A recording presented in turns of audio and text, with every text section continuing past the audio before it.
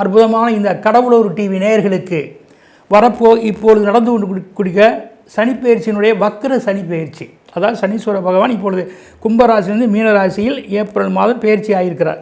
இந்த பெயர்ச்சியான சனீஸ்வரர் 13/7/2025 முதல் நவம்பர் 28 வரை, அதாவது 135 நாட்கள் வக்ரகதியில் மீன ராசியிலேயே சஞ்சரிக்கின்றார்.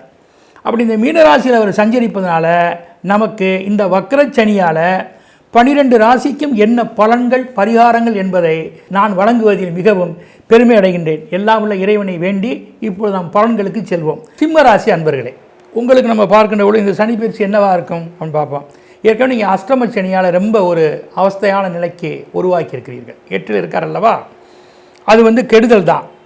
ஆனால் கெட்டவராக வருகின்ற சனீஸ்வரர் மறையும் பொழுது, வக்ரமாகிற பொழுது உங்களுக்கு அந்த கெடுபலன்களை அதிகமாக செய்ய மாட்டார். இது ஒரு முக்கியமான ஒரு நிலையாக நீங்கள் எடுத்துக்கொள்ளலாம். ஏன்னா அவர் அந்த லக்னத்துக்கும் அந்த ராசிக்கும் அவர் அசுபர், இப்போ இருக்கிறதும் அசுபஸ்தானம். இந்த வக்ரத்தால் சில சாதக பலன்களை நீங்கள் பெற முடியும். அதாவது கெட்டவர் கெட்டில் கிட்டிடும் யோகங்கிற மாதிரி கெட்ட கிரகமே வக்ரமாகின்ற பொழுது அது எந்த வகையிலாவது உங்களுக்கு ஒரு நன்மையை செய்ய வரும். இப்போ 8 இருக்கக்கூடிய சனீஸ்வரர் என்ன உங்களுக்கு அப்படின்னு நம்ம பார்க்குற போது எந்தெந்த இடங்களுக்கு அவருடைய பார்வைகள் இருக்குது, அதனால் என்ன பலன் என்கிறத நம்ம இப்போ பார்ப்போம். இப்போ 2ஆம் இடத்துக்கு அவருடைய பார்வை அமைகிறது. அது பார்த்திங்கன்னா உங்களுடைய குடும்பம், உங்களுடைய படிப்பு, பணம், உங்களுடைய அந்தஸ்து நிலை மற்றும் நீங்கள் நினைக்கக்கூடிய சில விஷயங்களை கையாள்வது, இதெல்லாம் இந்த இடத்துல இருக்குது. இப்போ இந்த விஷயங்களெல்லாம் நீங்கள் கையாளுறீங்கன்னு வைங்க, இதுகளில் கொஞ்சம் குறைபாடுகள் தாமதமாகும், ஆனால் முடிவு நன்மையாக ஆக்கி விடுவார். இப்போ பணம் கேட்குறீங்க, கிடைக்காம கூட போகலாம், எப்படியாவது எந்த ரூபத்தையாவது கொஞ்ச நாளில் கிடச்சிடாது. இப்போ படிப்பில் சில அரியர்ஸ் இருக்குது, அதை எப்படியா நம்ம முடிச்சிடுவோம். குடும்பத்தில் ஏதோ சில குழந்தைகளுக்கோ மனைவிக்கோ நம்ம செய்ய வேண்டிய ஒரு நிர்பந்தம் இருக்குது. இப்போ பெண்ணானாலும் ஆண் மூலமாக ஏதாவது நிர்பந்தம் இருக்குது, ஆனாலும் பெண் மூலமாக ஏதாவது நிர்பந்தங்கள் இருக்குது.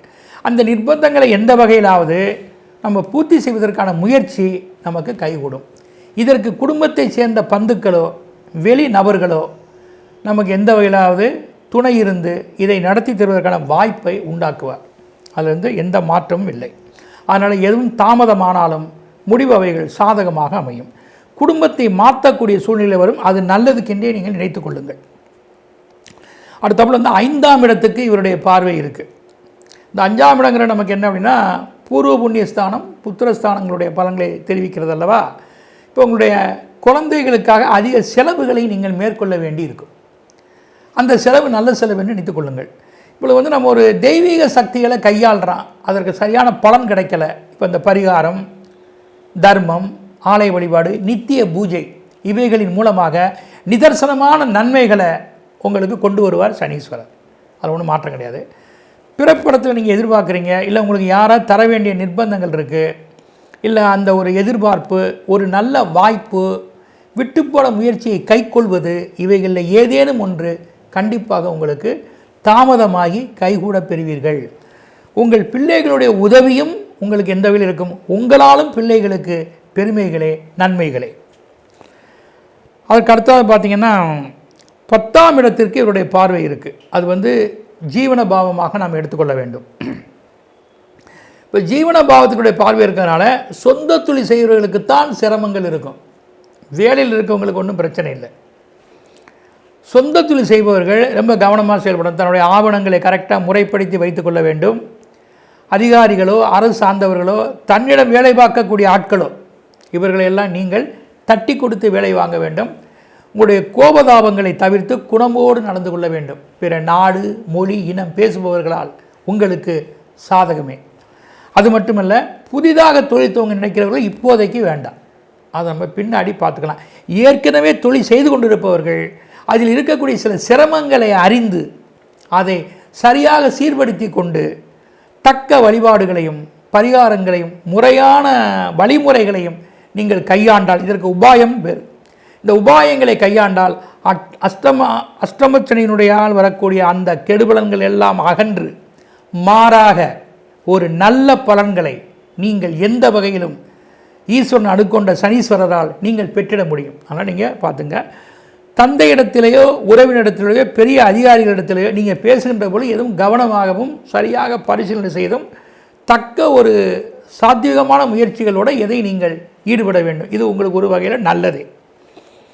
மற்றபடி கணவன் மனைவியுடைய நல்லிணக்கங்களில் சில பிரச்சனைகள் வரும், அற்ப சுகமாக இருக்கும். அதெல்லாம் நீங்கள் அனுசரித்து போவது உங்கள் 4 சுவற்றுக்குள் தான் நீங்கள் செய்து கொள்ள வேண்டும். சரியா? ரைட். அதுக்கப்புறம் உங்களுக்கு அதிர்ஷ்டமான நிலைகள் என்ன நமக்குன்னு பார்க்குற போது 10, 48, 73 இந்த எண்கள் உங்களுக்கு அதிர்ஷ்டத்தை தேடித்தரும். தெற்கு கிழக்கு இந்த திசையினுடைய உங்களுடைய முயற்சிகள், பயணங்கள், வீடு, வியாபார ஸ்தலங்கள் இவற்றால் உங்களுக்கு நன்மைகளே ஏற்படுவதற்கு அதிக வாய்ப்பு இருக்கின்றன. இப்போ நம்ம ஆலய வழிபாடுகள் என்று பார்க்கின்ற பொழுது திருவண்ணாமலை சென்று அண்ணாமலை உண்ணாமலையை நினைத்தாலே முக்தி தரக்கூடிய அந்த அண்ணாமலை உண்ணாமலை நினைப்பது, முடிந்தால் கிரிவலம் வருவது, இந்த தரிசனம் மிகப்பெரிய ஏற்றது. எண்ணற்ற சித்தர்களும் ஞானிகளும் அதற்குள்ளே இருக்கின்றார்கள். உங்களுடைய எந்த குறைபாடாக இருக்கட்டும், என்னவா வேணாலும் இருக்கட்டும், அஷ்டமச்சனியால் வரும் அத்தனை தீமைகளும் அகன்று அவருடைய அருளால் நீங்கள் நன்மை கிடைக்க முடியும். அதைத்தான் என்ன சொல்லுகின்றார் இடைக்காட்டார்னா, இடைக்காட்டார் அங்கே இருக்கிறார் திருவண்ணாமலையில், அவருடைய கிரிவலவர பாதையில் உள்ள ஜீவசமாதியாக இருக்கிறார்.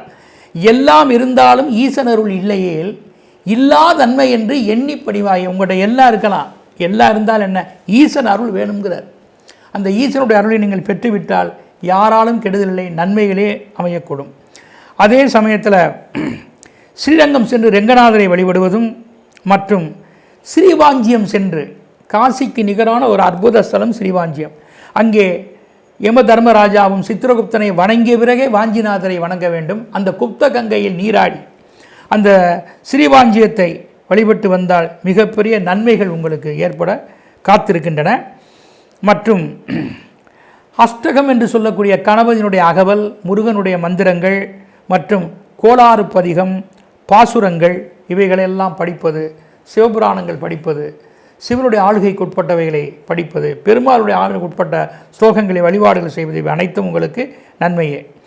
சிகப்பு நிற வஸ்துக்கள் கொண்டு தானம் செய்வது அல்லது தீபம் ஏற்றுவது, சுட சுட ஆகாரங்களை படைத்து இறைவனுக்கு படைத்த பிறகு உபயோகம் செய்வது, இல்லது இறைவனுடைய துண்டாமணி விளக்குக்கு எந்த வகையிலாவது நீங்கள் எண்ணெயோ இல்லது அந்த விளக்கோ அவற்றுக்கு பயன்படக்கூடிய வகையில் நெய், எண்ணெய் தீபங்களை ஏற்றி இறைவனை வழிபாடு செய்யும். இவைகள் எல்லாம் அஷ்டமச்சனியால் வரும் எந்த கெடுபலங்கும் நீங்கி அனுகூலமான பலன்கள் நீங்கள் பெறுவீர் என்று நிதர்சனமான உண்மையாகும். கடவுள் அருள் டிவியை பார்த்தமைக்கு நன்றிகள். மேலும் இது போன்ற தகவல்களை தெரிந்து கொள்ள கடவுள் அருள் டிவியை சப்ஸ்கிரைப் செய்யுங்கள். மறக்காமல் பெல் ஐக்கானை கிளிக் செய்யுங்கள்.